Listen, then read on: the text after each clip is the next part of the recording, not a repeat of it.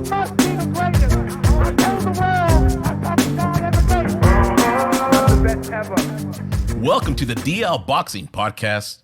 I am your host, Coach D, along with co-host Bad Chaz and neighborhood hero Ryan Rios, where we talk about the sport you and I love, boxing.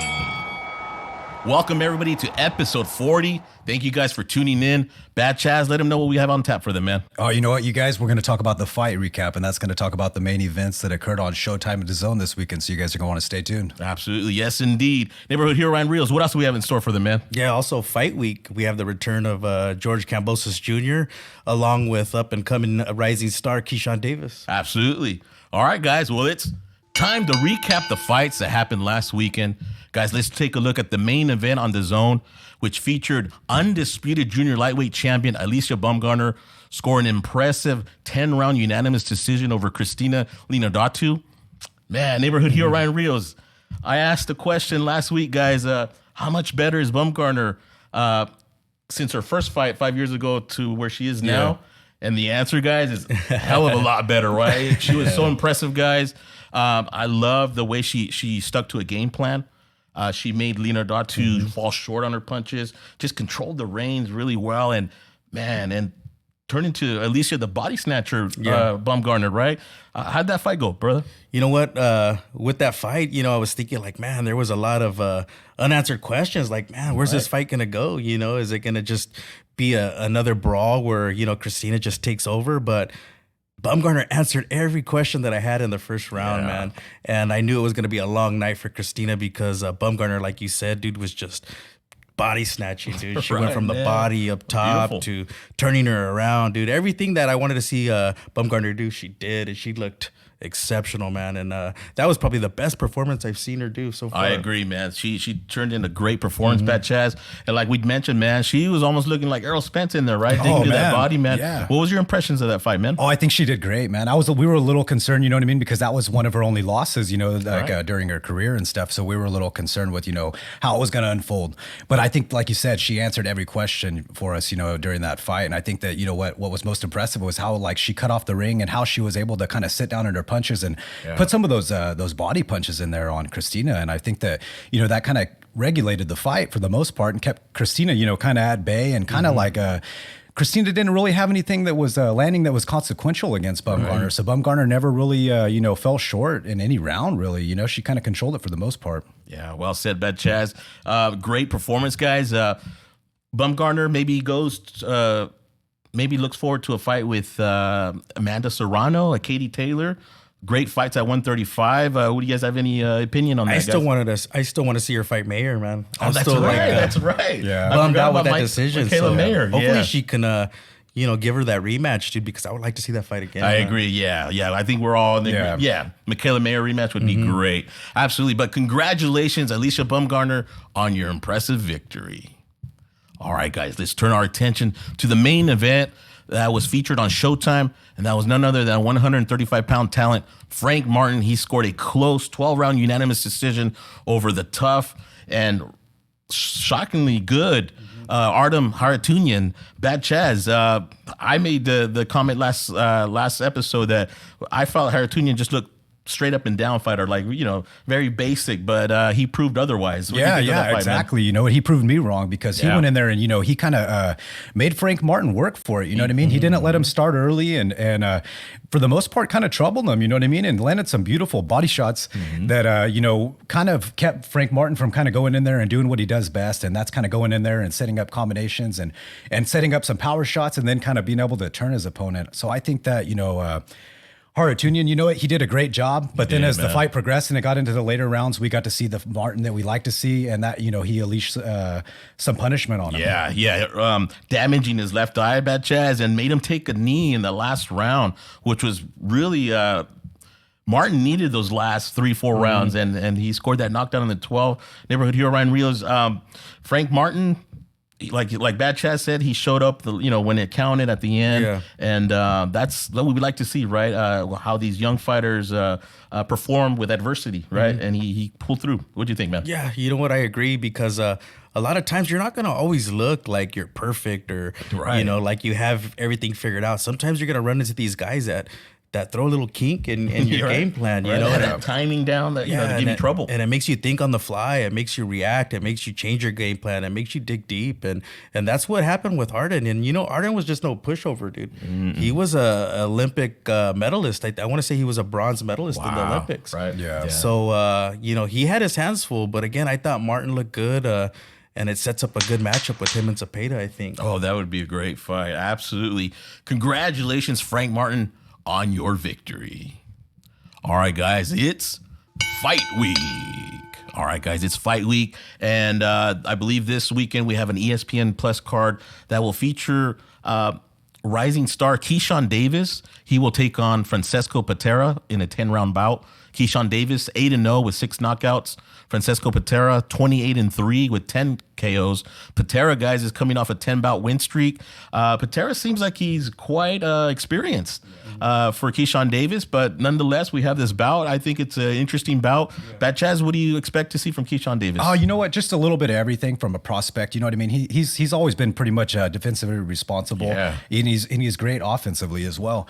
Like you said, you know what I mean? Patera, he has a pretty decent record. He doesn't look like anybody that you're just going to walk over. But I think that it's the perfect fight to build, the resume for Keyshawn Davis. You know what I mean? To where eventually we can kind of see him up against a little bit of a bigger name. So I think that this is going to be a good fight, and hopefully he can kind of go in there and make an impressive performance. Yeah, right on, Bad Chaz. Yeah, we all expect Keyshawn Davis to keep on winning as he's been doing impressively, using his skills. Anything in particular that you're looking for Keyshawn Davis to do in this bout? Neighborhood Just Hero dominate. Ramos? Right. Like you said, this guy has a good record, 28-3. Right. Like he's established, you know what I mean? He's a veteran. And if Keyshawn Davis can, that says a lot. You know what I mean? So Right on. I'm looking forward to this fight. I wouldn't be surprised if Francisco takes it to him and possibly hurts him. But if Keyshawn Davis, like I said, looks impressive, I mean, dude, he's the man. Yeah, well said, Neighborhood Hero Ryan Rios. Do not miss Keyshawn Davis versus Francesco Patera. All right, guys, and in the main event on that card, we have the return of former undisputed lightweight champion George Kambosos Jr., 20-2, 10 knockouts. He will take on UK's Maxi Hughes in a 12-rounder. Maxi Hughes is 26-5, 2 draws, 5 knockouts. Kambosos is back. Neighborhood Hero Ryan Rios. He had that huge win over Teofimo Lopez. And then decided to defend his titles, his undisputed titles against Devin Haney, not once, but twice. Yeah. And those were his only 2 losses. So this is a bit of a bounce back fight for him, man. How do you expect for him to bounce back on this fight? You know what? I want him to get back in that winning column, dude. I like Kambosos. Yeah, me too, And man. I like the fact that, he tried, man, and tried to take it to Devin and, just 2 different levels of, just competitors, dude. 2 different levels of skills. But I feel like Kambosos is still good, dude. I feel like he's still, one of the top ones at 135. And hopefully he can look impressive, dude. And hopefully knock out Maxi Hughes, dude. Right, that would be a great get back, right? To get in the win column with the knockout, Bad Chaz. If he does that, he puts his name back in the hat in this crowded 135 division.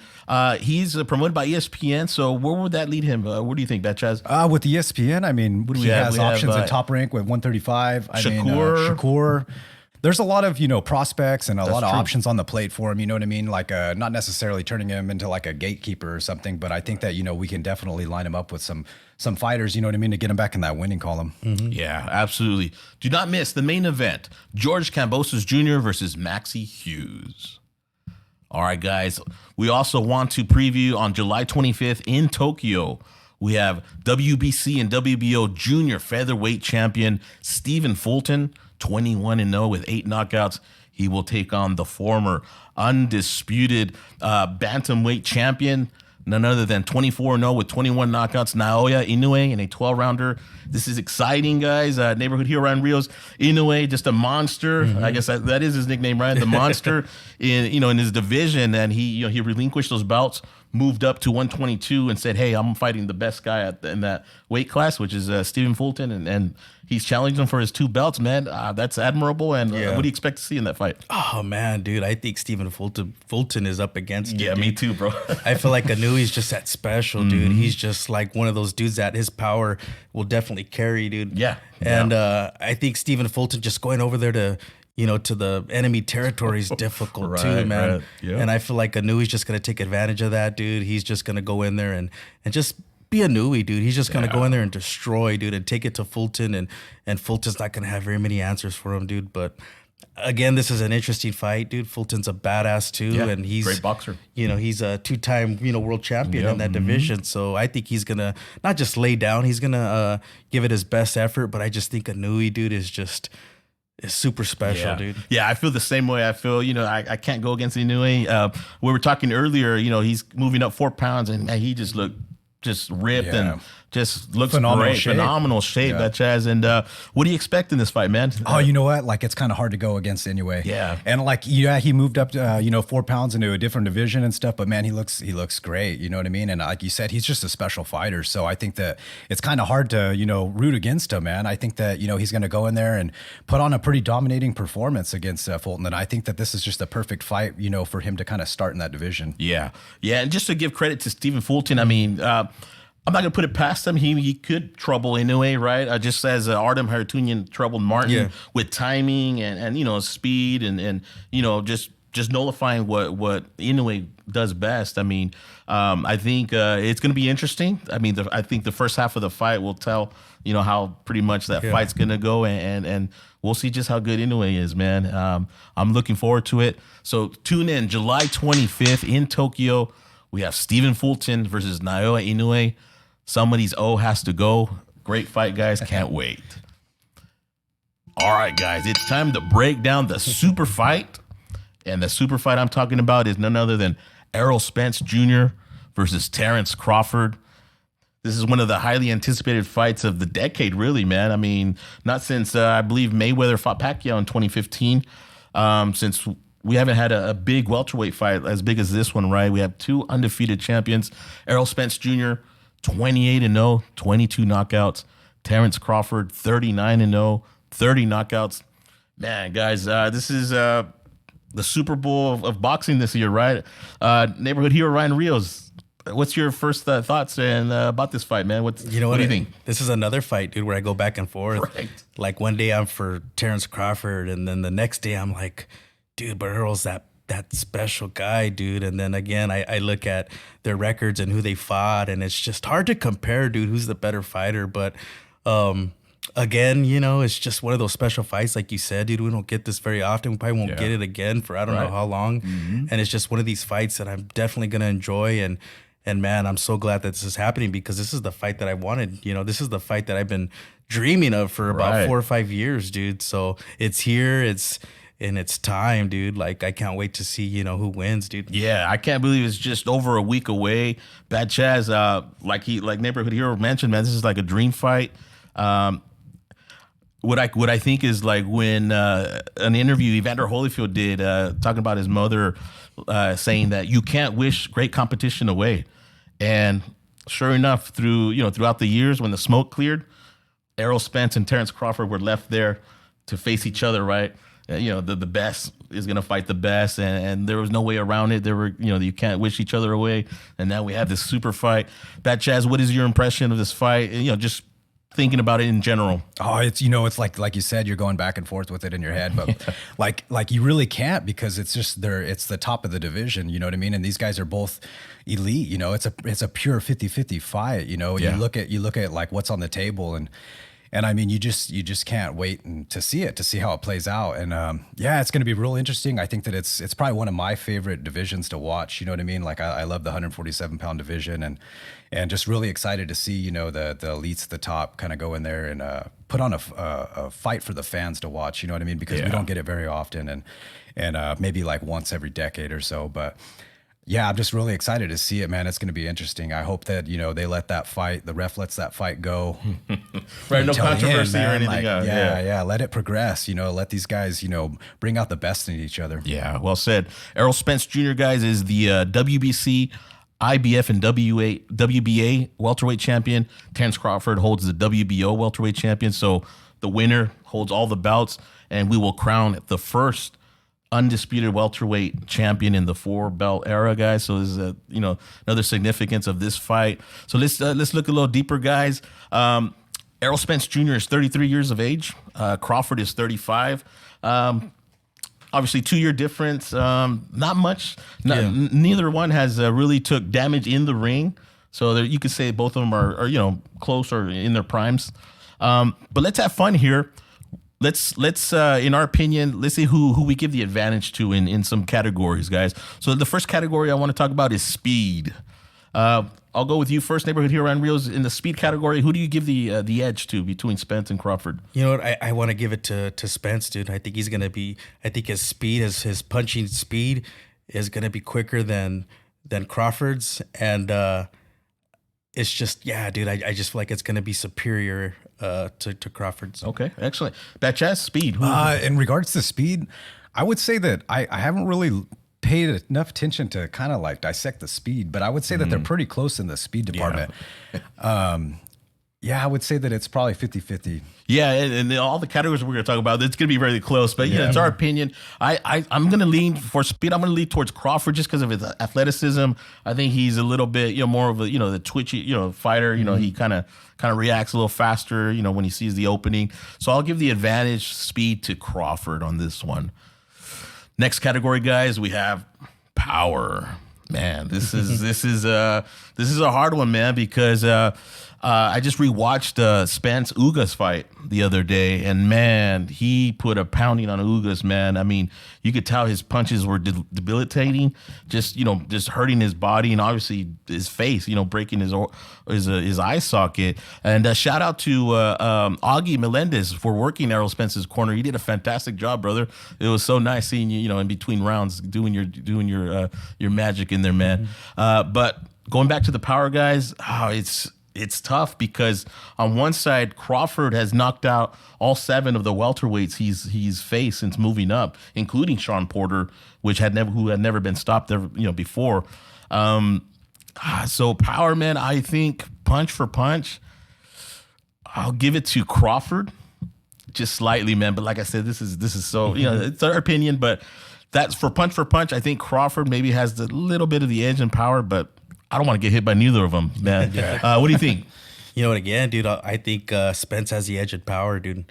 And I think it goes simultaneous with speed and power. I think he loads up on the power, but at the same time, he carries that speed too. Yeah, I won't argue that. Yep. So I'm going to go ahead and give Spence, again, the power. Yeah, okay. Yeah. Batchaz, power. Who do you think? I'm going to go with Spence on the power. I agree with you whenever you go back and you look at Crawford's record, you know what I mean, and the people that he stopped in his last fights, but I mean, you can't really see the damage that Spence has done to his opponents on his record. Right. I think that, he's went in there and he breaks them, you know what I mean? Yeah. And I think that, I'm just going to lean towards Spence on the power department. Good. All right, man. Next category, footwork. Who moves around that ring better, man? Man, they're both just excellent fighters. Batchaz, I'll let you start this one. Footwork, brother. How you? As far as like kind of lateral movement, I would probably say Crawford. You know what I mean? He seems like he can move around the ring really well. I think Spence has some good footwork too, but it's a little more deceptive. I think that he kind of like he moves his feet right after his jab, and he kind of like gets in that range. Yeah, and he's already on. He's like, oh shit, so that he can work those body shots and set down in his shots. Yeah. So, I mean, as far as movement, you know what? I'll give that edge to Crawford. Yeah, I'm gonna agree with you, Chaz, Batchaz. I'm gonna give the edge footwork for Crawford. I just think he's a little bit more agile in the ring, and he's a switch hitter. He goes orthodox and southpaw and does it pretty seamlessly. Yeah. So I'm gonna give the edge footwork to Crawford. Neighborhood Hero and Reels. Yeah, you touched on it earlier, and you said athleticism, dude. And that has a lot to do with your footwork. Yeah, right. And I think definitely Crawford, wins this one easily, dude. And like you said, he's able to turn. He's able to get inside, outside. He's able to work that ring, dude. And I think that his footwork, dude, separates him from most fighters that he's been in the ring with. So definitely Spence on this. I mean, I'm sorry, Crawford on footwork. Yeah, good point. But you see how tight these categories are? I'm like, man, I could see someone argue for Spence. You know what I'm saying? It's like, absolutely, man. Next category, guys, ring IQ. I think ring IQ, like who commands that ring better? And I think I want to bring into this the welterweight experience. Like who's had the better experience at welterweight? I guess I want to put those two together. But the ring IQ, I want to give it to. I'm gonna go with Spence just because I felt he's fought the better fighters at welterweight. the higher level caliber of fighters at welterweight. So I think, he's shown more of his ring IQ against better fighters, and obviously come out on top. So for ring IQ, I'm going to edge it to Spence Jr. Bad Chaz. Oh man, that's just a hard question for me to it answer. is, bro. I know. I think that they're right there. You know what I mean? I just think that, maybe tight. Crawford kind of displays it a little more in the ring. But like we really don't, I guess it's for me personally, I can't really calibrate the IQ of Spence. It's right there with him though. Right. Because he's so good at the fundamentals, you know what I mean? And but he's responsible like while executing his game plan. So I guess I'll give it to Crawford. Okay, cool. Hey, bro, here Ryan Reels. Yeah, ring IQ, I think Crawford has it again pretty easily. He's always, to me, just thinking in that ring, dude. Always setting up the next shot, dude. Just already kind of knows what he's going to do before he's going to do it. What his opponent's going to do before he does it. And I feel like Spence is just a workhorse, dude. Yeah. He doesn't do a whole lot of thinking. He just goes out and destroys, dude. And he's just relentless in that ring. And like I said, Crawford is just always thinking, plotting, setting up the next shot. So I give ring IQ to Crawford. Yeah, very well said, guys. Yeah, Crawford's ring IQ probably flashes out a little bit, stronger than Spence. Yeah. Good stuff, guys. Next category, guys. Chin. Who's shown the better chin? And again, this is another tough one, man. The only thing I can think of chin-wise was when Gamboa rocked Crawford, as well as Mean Machine rocked Crawford. And kind of, controversy, maybe he had a knockdown, but I don't think it was counted. Spence has also been rocked. I can't remember the fighter early in his career he was rocked, but Ugas kind of got him a little bit too. Yeah, he was looking at his mouthpiece, and you got him a little bit. Yeah, you're right. But as of late, they just look unstoppable, man. But chin wise, if I had to pick, I'm gonna go with Errol Spence, man. I think he has the better chin, but we're gonna find out that night. Who's gonna have the better chin, because it doesn't necessarily mean who hits harder, right? It's like who could take whose punch better, right? And so, with that said, I'll give the chin category to Spence. Bad Chaz. You know what? I'm gonna go with Spence on that one as well. Okay. Neighborhood hero Ryan Reels. Yeah, definitely. I think Spence has a better chin, and like I said, he's always coming forward and he's always throwing shots. So he's gonna get hit with a shot that's kind of a counter punch, and he's already gonna be throwing another shot. So I think he's already kind of like just in that mode to destroy, and he's just not thinking about taking any punishment. He's just thinking about giving the punishment.